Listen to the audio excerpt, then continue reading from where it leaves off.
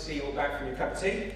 So as Elliot said, delighted to share with you some research that we've been working on with HRO Today over the last couple of years on big data and how the talent acquisition and HR community are utilising data to help inform better business decisions. So an extraordinary fact, 90% of the world's data and information has been created in the last 2 years. Now, I don't know about you, but I frankly struggle to keep up with my email inbox. And so going after and trying to find information out, looking externally or going beyond what you know from your day-to-day activity, I think is extremely tricky and becoming more and more tricky. So as you're going through that sort of wealth of information that is available to you, I think that the big challenge is around how do we extract what's meaningful and allow that to help us inform business decisions. So 2 years ago, back in 2013, when we started this research with Elliot and the team, we went and saw nearly 300 HR and talent acquisition practitioners and asked them a bit about how they use data and what they did with it. And probably the big top-level finding, if you like, was that organisations that collect and leverage employee performance data outperform their competitors significantly, in some situations by in excess of 200%.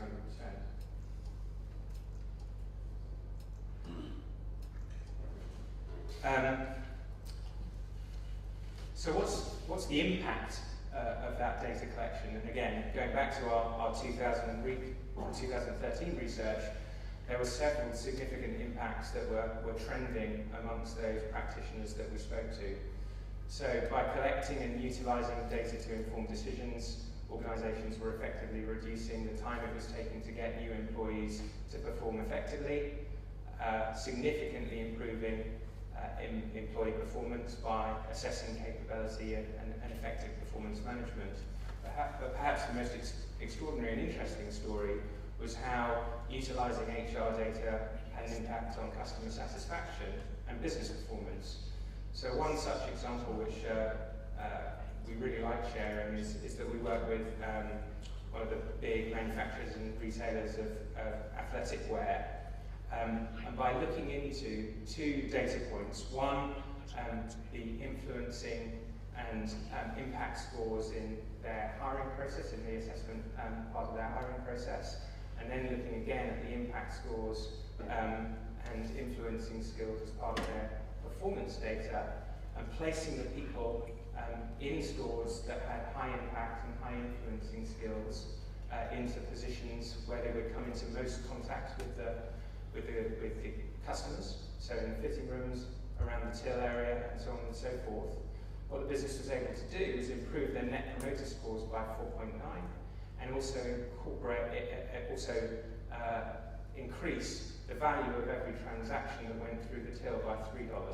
Now, $3 times 45,000 transactions per month per store is a significant business impact, I think you'd agree. So going now into 2014, having found a few interesting anecdotes, we thought we'd explore a little further as to how organisations were using HR data, both from perhaps a relatively traditional sense in a talent acquisition context, but starting to see how businesses were using broader data points to impact business performance. So we've spoken to 25 different organisations, 15 of whom would fall into a best practice category and 10 that perhaps wouldn't. And some data points that talent acquisition practitioners, I'm sure, are familiar with and have been commonplace over a number of years, that the better performing organisations certainly measure are these. But I think the difference, or the trend that we noticed, was that they weren't just using those data points to assess the performance of their recruitment function, but actually how their business was actually performing. And probably the best example of that is around quality of hire. So utilising information or data points that were coming out of the assessment process, and then looking at how people who performed well in the assessment process, how that correlated with performance data 12 months down the track, and effectively creating a full cycle that allows the organisation to use the correlation between the way people perform in the assessment process and their performance data to adapt the assessment criteria on which they're bringing high performers into the organisation. So effectively creating a virtuous circle that allows them to tweak the assessment process based on performance measures of employees that have been with the organisation for 12 months or more. Some things which we think organisations will start to do more of, and perhaps the most interesting of these is looking at how the interaction between candidates and customers. So I'm sure more organisations that are thinking about talent acquisition from the candidate's experience perspective, those of you that are in sort of consumer-facing businesses might have thought about what impact a poor candidate experience has on a person's behaviour as a consumer. So one of the organisations that we spoke to actually looked at candidate satisfaction surveys and those people that hadn't necessarily received a particularly good experience through the recruitment process, and how they were acting as a customer by looking at their loyalty cards and understanding how people act post a bad candidate experience. And I don't suppose it will come as any surprise that people tend to buy less as a result of a poor candidate experience. So we think there are a number of growing areas where organisations can start to utilise data and the correlation between different data points to make objective business decisions. Where we perceive the market to be going is around what we describe as predictive analytics, which you may have heard quite a growing amount of noise about. And there are two particular things that our AMS are looking at the moment in relation to how we use predictive analytics to help our customers make better recruitment decisions, and in terms of actually having an engaged workforce. So those two things are looking at social data and how that might, trends that you might be able to see from social data, allow you to raise a flag about potential attrition issues, and looking at how people behave in a social environment and what impact that could have on attrition. And there definitely is a correlation. And the second is thinking about high potential talent who is ready to move. So certain behaviours on social networks often will inform whether a candidate might be interested in a new job opportunity. So that could be around a move of physical location, their boss changing, shares vesting in the organisation for whom they work today. And so what we're starting to do is utilise that kind of social data to inform both our passive candidate attraction processes for customers, but also looking at how we can help customers identify early warnings of potential attrition, so that we can help organisations keep candidates loyal and engaged over the longer term. And we envisage more of this kind of predictive analytics playing a part in the talent acquisition and HR agenda. So the report is out at the end of this month. We'd be delighted to share that with you. In fact, if you so choose, you can either write to us at the email address below, or just go to the registration desk, and we'd be delighted to share that report with you when it's out. All right, so Jeremy covered a lot of interesting stuff, and it's been our privilege to do this report with AMS each year. We want to give a few minutes for the audience to ask some questions. But what I was hoping to do before we get your questions is to ask you all a question, just out of curiosity. Whether you're a provider or practitioner, because let's be honest, the providers are just operating part of the HR operation for their customers. So the first question is, how many of you had a meeting in the last year to talk about how to better use the data within your organization? So a meeting to say, hey, we have all this data, how we can analyze it, how do we use it better? Show of hands, how many of you had such a meeting? No, us down. Okay. We wrote the report and we don't feel we're very good at it. All right. So obviously this is a very pressing issue. There's a lot of very good stuff in the report and some of the stuff that AMS has done in guiding us in the design of the study based on the best practices of not only your clients, but we look at a lot of clients. So what questions do you have about the report, about the about what AMS has done, or what we found?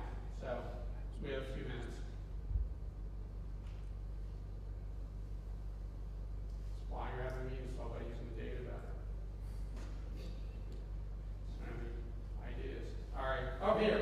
This guy's going to do it better next year. I know that. Yeah, just a question really about how the concern about data privacy may impact on this and go forward. Rick, as a general point. Yeah, I mean, clearly it's something we're very conscious of. But certainly when we're thinking about those predictive analytics concepts that I was just sharing, we're always only utilising social data that is in the public domain and that the individual has chosen to share. So you know, very conscious of the fact that we have to be extremely thoughtful about how we utilise that information. But the fundamental principles are we're only utilising data that is in the public domain and the individual has chosen to share. The other aspect of that, there's sort of a creepy surveillance aspect to this, right? If you post something on LinkedIn and then a predictive analytics engine can tell whether or not you're thinking about changing jobs, either tell your current employer or prospective employer to get in touch with you to recruit. But it's the same issue, the same debate that took place in consumerism, which is a big trend in HR, and actually Jill Goldstein from Accenture is going to talk about that tomorrow. So consumerism about Google AdWords, where you go on, you look at something on a website, the next day when you go on to the web, that ad pops right up in front of you. Are you still interested? All right, so we've already had the debate, we're just now bringing it to the workplace, right? Other questions? You talked about the use of predictive analytics for retention. What other factors would you be using it for?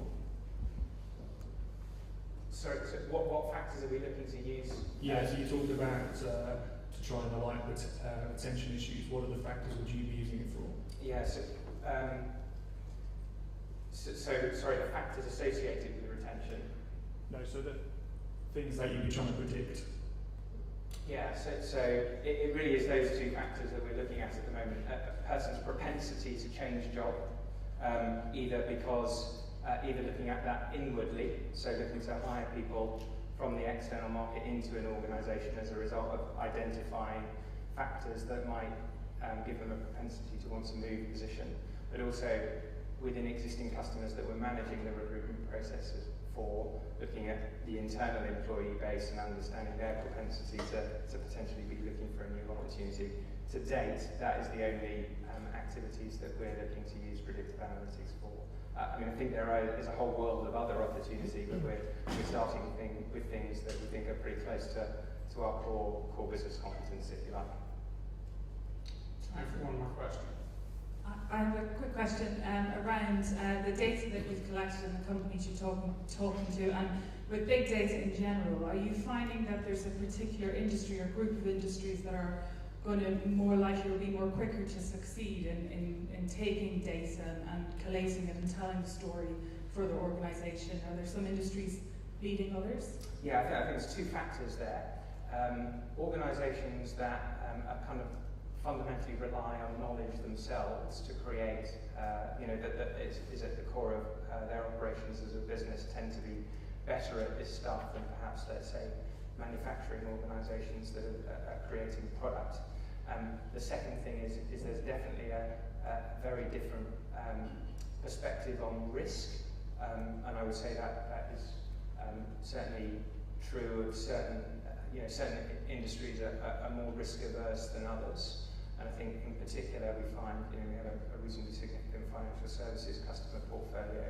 I think the propensity to be sort of slightly risk averse in that industry sector today, given all that's gone on over the course of the last few years, is perhaps understandable.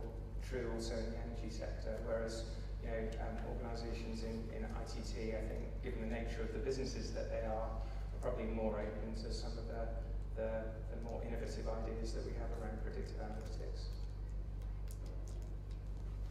I will take one more. Bergeron.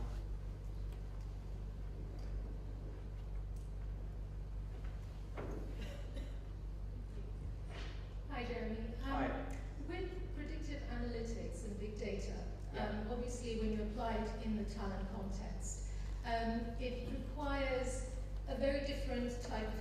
ability to not only collate it, but to aggregate it and to make meaningful assumptions from it. Yeah. How do you see the future resourcing, recruitment, talent, delivery models actually evolving with this extensive use of big data, or when organizations are increasingly wanting to use big data and analytics? I'll take a question that's easy to answer quickly. Well, no, I think it's a really interesting question, because I think, regardless of what your talent acquisition model is, whether you choose to do that, directly or with a third party, I think the nature or the makeup of the team that you have to sort of manage that activity will, look fundamentally different to that it has looked like traditionally.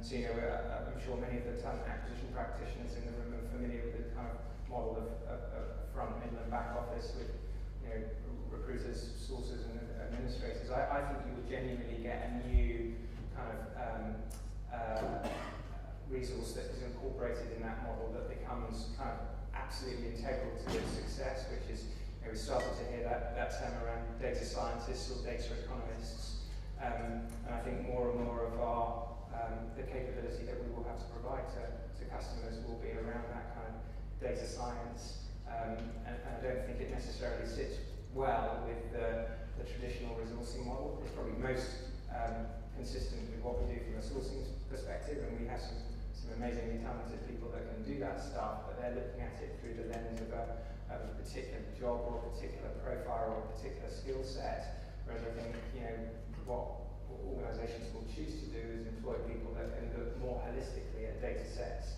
and be in a position where, with the help of technology, make correlations between the two. So I think it is almost a skill set that we as an industry, will absolutely have to learn and will become something that we add to our portfolio capabilities that we don't necessarily have today, or we're only just starting to build, I should say. And thank you for the question, because it comes to now we get to do the promo that I was anticipating, because we're going to be talking about this report, which will be out, and a whole lot more about this with AMS and the rest of you in Philadelphia, May, 5th through the 7th? 4th through 6th, I'm sorry. May 4th through 6th next year in North America, but, it's a big world, and someone's got to staff it, so let's, and manage it, and engage it. That's what you all do. So for those of you who can make the trip to North America, we're going to be actually addressing this same topic. Ladies and gentlemen, Jeremy Tipper.